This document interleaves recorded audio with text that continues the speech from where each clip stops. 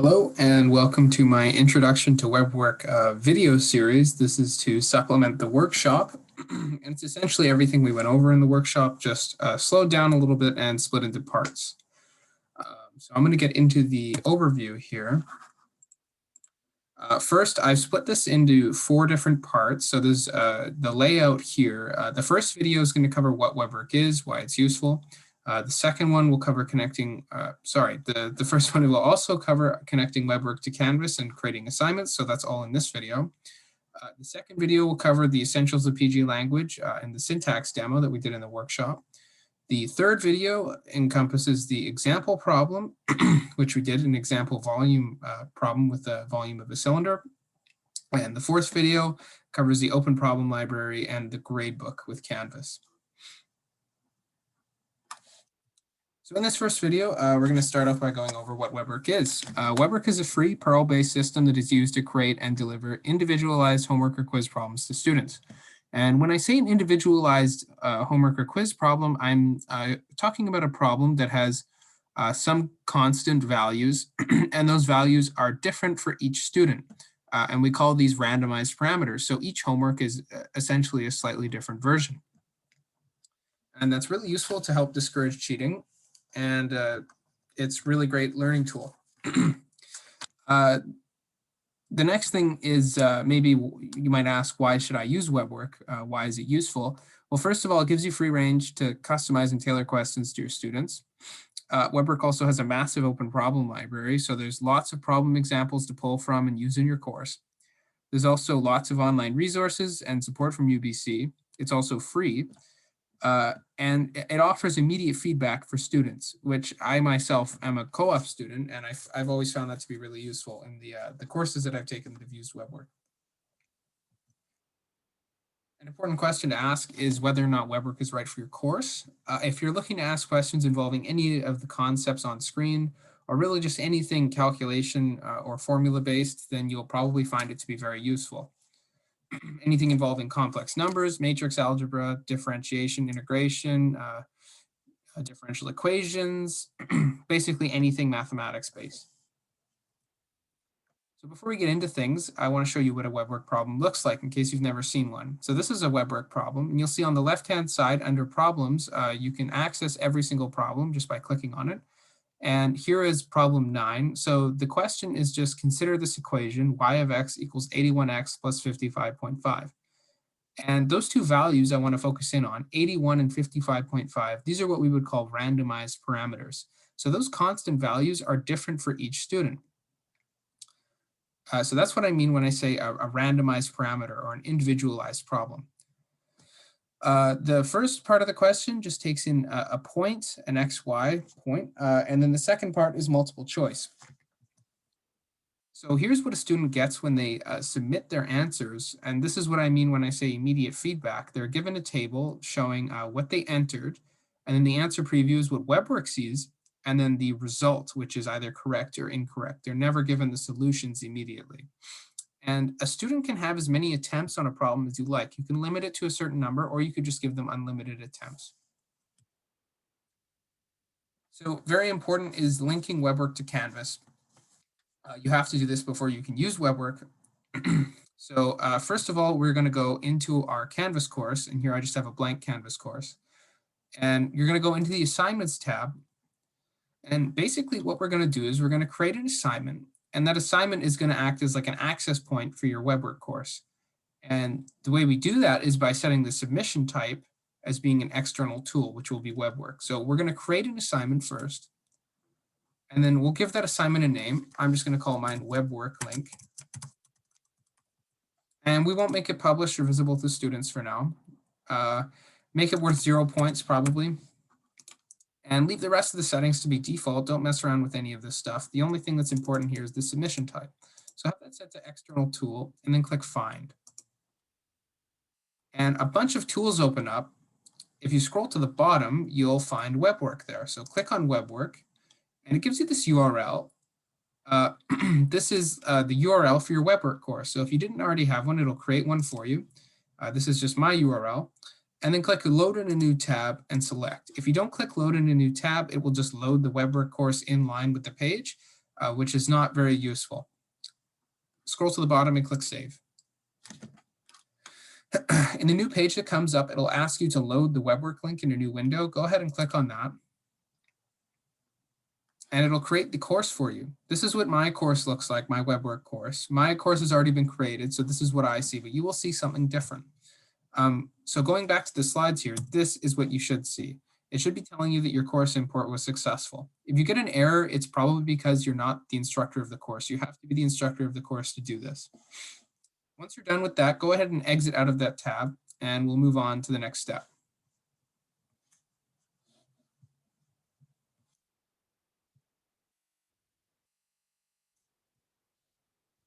The next part here is creating a WeBWorK assignment.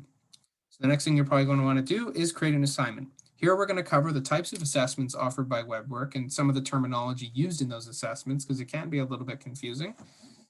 And we're going to do that by going back over to our WeBWorK course. So I told you earlier, once you get that course import successful screen, exit out of the tab and then reload the page and load it again. Now you should be seeing something similar to this. This should be the name of your course up here. So to create a new assignment, we go into the Homework Sets editor, which is under the Instructors Tools tab. And in this editor section, we're going to create our homework set. There's a tab at the top that says create. Go ahead and click on that. And then we're going to give it a name. And I'm just going to name mine ASN1, just a simple name. If you'd like to have spaces in your name, then you can't have spaces. You have to use underscores instead. So if I wanted to name it ASN space 1, I would have to name it ASN underscore 1 instead, because you would get an error from WeBWorK if you did that. I'm just going to call mine ASN1. We're going to create it as a new empty set and click Take Action. So here's our little table here with some information about our problem set.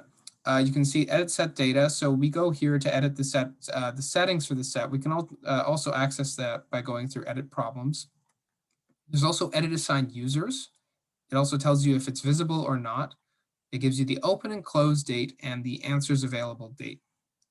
So before you do anything, you need to edit the assigned user. So by default, WeBWorK assigns it only to you, the creator. So when you make it visible, only you would be able to see it. That's an issue. You should probably have it assigned to all the users in your course. So click on the 1 out of 2 there, or whatever, 1 out of the number of people in your course. And it should show you a list of everybody in your course with only you being checked off.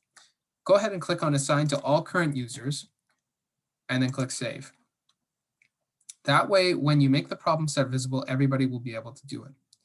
Go back to the Homework Sets editor on the left-hand side here. And now we're going to go into the assignment settings. So there's an area here that says Edit Problems. Go ahead and click on the 0 there. It should say 0. And it takes us into this new page. There's some information here. We'll get to that in a second. There's also a set description you can add. I'll just give my description the word demo. And there's some information here about headers. This is all just aesthetic, so don't worry too much about that for now. And while we're here, I'll show you how to create a new problem. To do that, you can just check the box here next to add one blank problem template to into the homework set. So if you check that box, you can replace the number in here to add as many blank problem templates as you like. I'm going to add 2 and click Save Changes. So if you scroll back to the bottom, it's added our problems now. As you can see here, we could choose to delete it. We could choose to mark it correct for everybody in the course. We can also view it, edit the problem from here, or even render the problem. You can also set the weight and the maximum number of attempts, and then the source file as well. You'll get an error here telling you that the problem 2 is using the same source file as problem 1. That's fine. That's normal for now. Heading back up to the top, let's get into the general information. So there are 4 types of assessments. Down here on assignment type, you can take a look at those. So there's a homework, there's a gateway/quiz, there's also a proctored gateway/quiz, and there's a just-in-time assignment. The main 2 to focus on are the homework and the gateway/quiz, but we'll do a quick overview of these 2 as well. So the homework has very simple settings. It's very straightforward. There's just an open date, a closed date, an answers available date.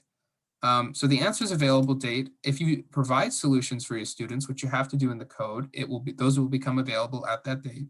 The students can only access the problem set between the open and close dates. The next thing is you can make it visible to students. While you're constructing the problem set, you should probably not have it as being visible, so I would set that to no.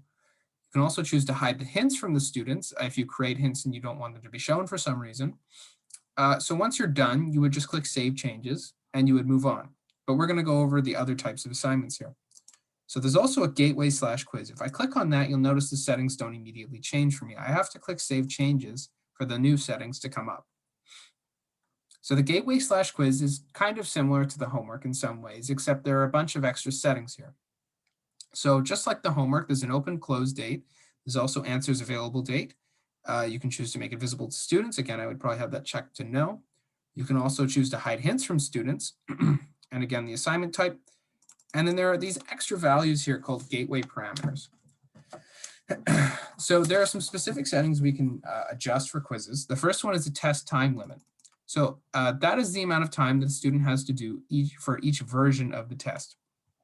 And when I talk about a version of the test, I'm saying the test, so one version of the test has one set of individualized problems, and then the other version would have a different set of individualized problems. So in essence, they're different tests. They just have different constants. There's also capping the test time limit at the set close date. Most people would probably have that set to yes. So that way the student's time limit cannot be extended past the close date. There's also the number of graded submissions per test. So you can allow the student to have more than one graded submission. So when a student clicks submit, the grader auto grades the quiz for them, and you choose whether or not the answers are displayed to them, but it auto grades it for them. And if you allow them to have more than one submission per test, they can click that button more than one times, essentially.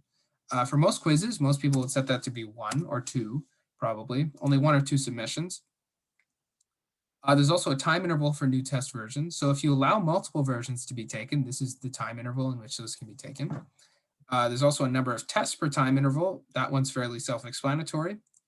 You can also choose to order the problems randomly, which is kind of useful, unless you need the problems to be ordered in a specific manner. The number of problems per page. By default, quizzes show every single problem on the page, so students would scroll between to see the problems. You can also choose to limit that to a certain number if you'd like. And finally, showing scores on finished assignments. Most people would have that set to only after the set answer date. You can also choose to show only the totals instead of the problem score, or the totals only after the problem set, after the answer date. There's also showing problems on finished tests. You can have that set to whatever you like, but most people will probably have that set to only after the set answer date. So once I'm done with my quiz settings, I would click Save Changes, and then I would leave. But we're going to stay here for another second here to go over the other two assignment types.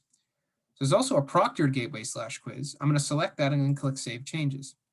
And you'll notice it's a very similar layout to the gateway/quiz. The only difference here is that there is another setting that says proctored tests require proctor authorization to start and to grade.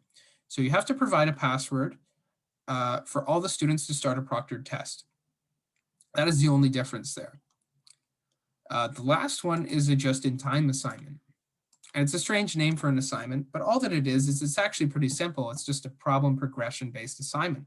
So a student cannot move on to the next question until they've completed all the previous questions and the little sub-questions within the previous questions.